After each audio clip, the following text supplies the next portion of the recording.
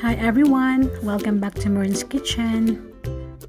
Ang gagawin po natin today is pang merienda naman. Ito ay tinatawag na tikoy or Nian Gao sa mga Chinese. Kaya na po ang tikoy or Nian Gao ay inihahanda nila pag nagsa-celebrate po sila ng Chinese New Year. At narito ang mga kailangan natin para sa pagluluto ng tikoy. I-dissolve lang po natin yung ating brown sugar sa ating coconut milk.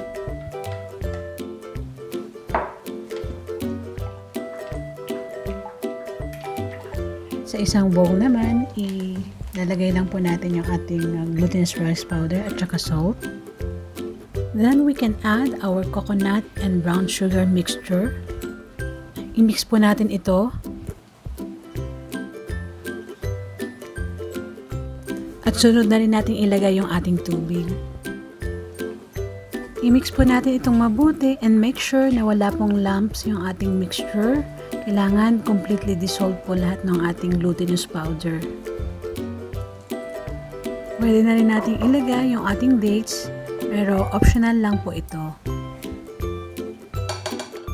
I-transfer na natin ito sa ating baking pan, but before that, i-grease ng oil yung pan.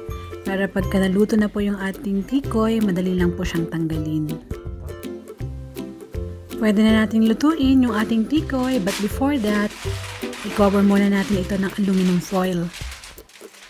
So, kanina, habang ginagawa ko yung ating mixture, nagpakulo na ako ng tubig.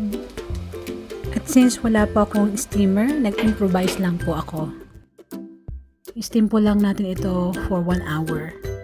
At tandaan, pag nag-steam po tayo ng tikoy, ang apoy po natin dapat ay nasa medium heat lang.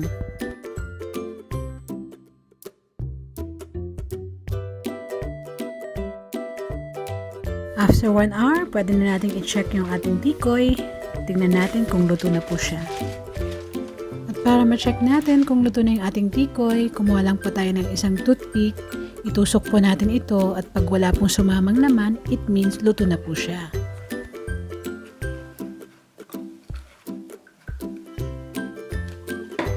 Kapag hindi na po mainit yung ating tikoy, pwede na natin itong balutin ng cling wrap at ilagay sa ref for 12 hours or overnight para tumigas po ito.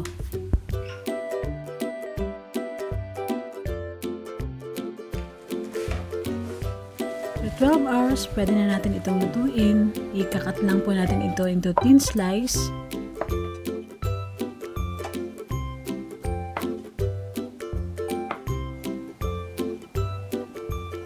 Pwede nyo rin po itong ihiwain ng medyo mas makapal dito. Depende po sa inyo. At kung mas bet nyo, parang turon po siya, pwede rin po ang tikoy turon.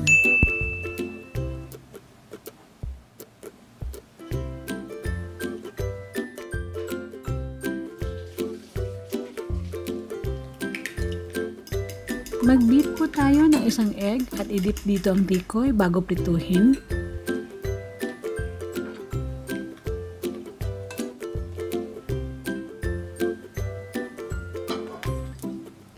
At lutuin hanggang maging golden brown ang kulay nito. At dapat po hindi malakas yung ating apoy.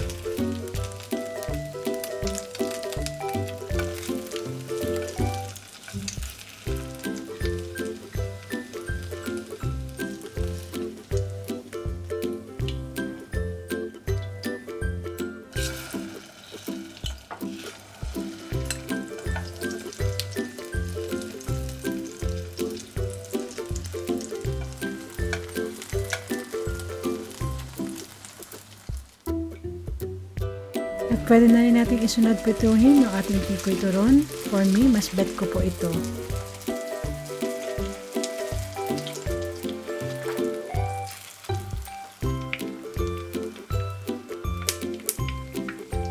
So, ayan po, luto na yung ating original tikoy at tikoy turon. So, pwede din po kayong mag-improvise ng sarili nyong sauce. Ako, ginawa ko po is yung peanut butter.